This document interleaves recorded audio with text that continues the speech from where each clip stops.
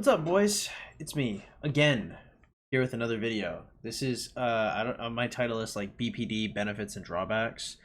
As y'all know, I've talked to a lot of crazy women, a lot of crazy women, and many people may ask, why do you talk to these crazy women? I'm gonna tell you. That's what this video is gonna be over, because I am a very logical, conscious person, and I repeatedly did it. Now, I'm not saying they're the most intelligent decisions I've ever made. I'm not saying they're great for sustainability. I'm not saying they're great for long term. I'm saying I know why I made them. Now, I'll tell you the benefits. So, first things first, I am not like a psychological expert. This may blow your mind as a disclaimer. However, what I'm about to tell you is my take on it, right? How I view it and how it's worked for me anecdotally, right? What works for me might not work for you. However, this is my thought process at the very least, okay? There are two different types of BPD from the way I look at it, okay? There's going to be the type of chick that blames herself and the type of chick that blames other people. Of the two, only one of them is really going to be sustainable, okay? You can talk to the chick that's going to blame you every once in a while, and you can be Mr. Perfect on these eggshells up until you crack one and then she domes you, right? That's the outcome it's really like. Now, she's blaming herself. That's going to make things a lot easier, because you can fix that. You and her work together to beat the demons in herself. If you are the demon, something they like to call all black, where somebody's completely villainized, then you're kind of toast.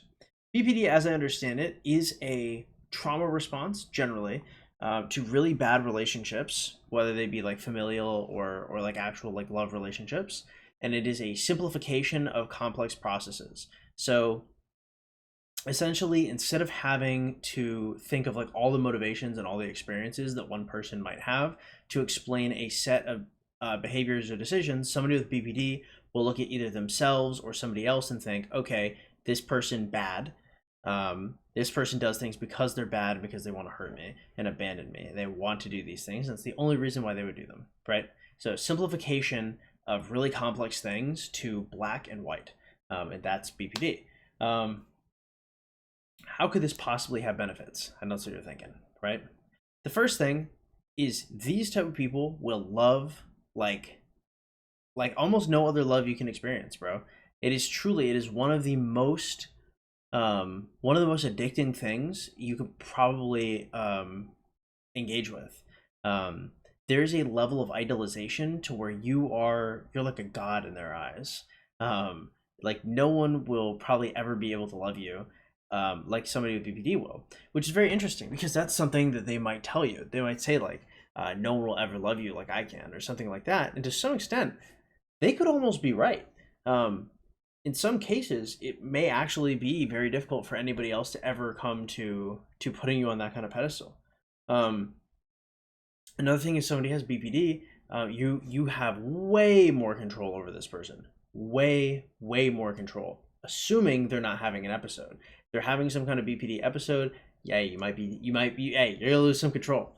But however, outside of those episodes, I mean, like if you want something done, it's gonna get done. If you want to live a certain type of way, it's gonna be that certain type of way, assuming you kind of have everything together.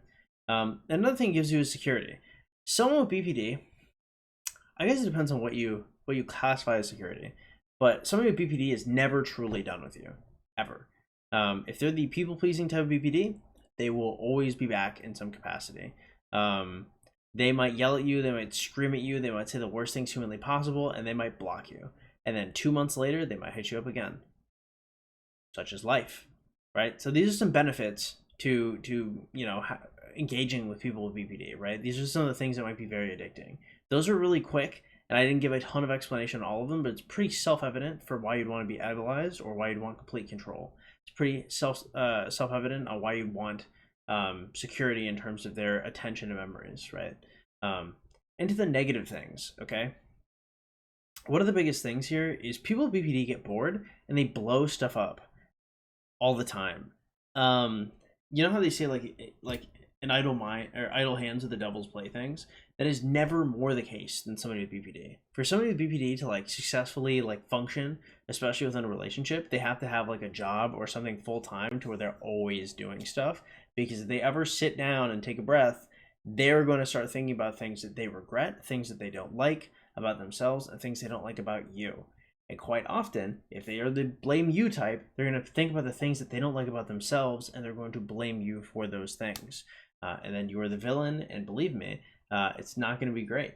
There's a constant power struggle, right? Does he care about me? You know, do they care about me? You know, blah, blah, blah, blah, blah. Like, you will always know the person BPD. They will always care about you. They will be going crazy thinking that your answer has changed in the last 5 minutes. It's very, very, very important to realize that it is always a power struggle. That goes from where you're eating breakfast in the morning to who's doing chores to sex to everything. Everything is always a power struggle. Now, it's going to be less of a power struggle with somebody who doesn't have BPD if you're trying to establish control. So you can establish control over someone with BPD way faster, but it's way less sustainable. Something that I'll say about that is, like, people with BPD are going to look to change parts of you. They might want parts of you all to themselves, but they need to make that sustainable in their head, right? If you don't have BPD, you don't care about the sustainability, or you might, but you'll care about it in a healthy way.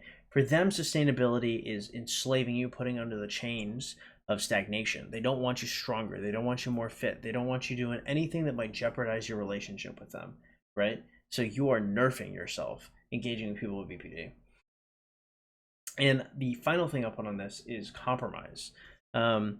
You, in any type of relationship you engage in, you will have to compromise on your values. You're going to have to compromise on the things you desire. You're going to have to compromise on the amount of money you want to make. You're going to have to compromise on a plethora of things. You will always have to compromise. That is never so more the case when it comes to people with BPD. You must compromise because something has to bend.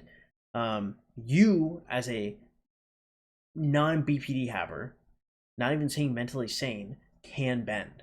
So BPD will break before they stop bending. They will explode into a million shards. Okay? That is what it's like.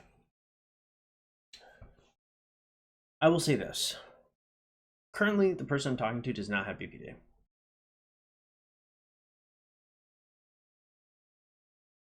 However, if I was not talking to this person, would I be able to stay away from truly crazy people for the betterment of myself? I don't know. I have no earthly idea. I actually don't know. I might go back. You know, if something doesn't work out between me and the person I'm talking to, then I guess I'm back out there. It is what it is. If you guys are out there, I mean, just think of the pros and cons. And if you have never tasted somebody with BPD, do yourself a favor and don't. There's certain things in this life that you can't untry. There's certain things you'll always have to remember. For some people, it's the first time they did Molly. For some people, it's the first time they hit a cigarette. For some people, it's the first time they tasted alcohol. For me, I can't forget the first time I engaged with a woman with bipolar disorder. Okay? If you haven't tried it before, maybe it's for the best that you don't. Take it easy, boys.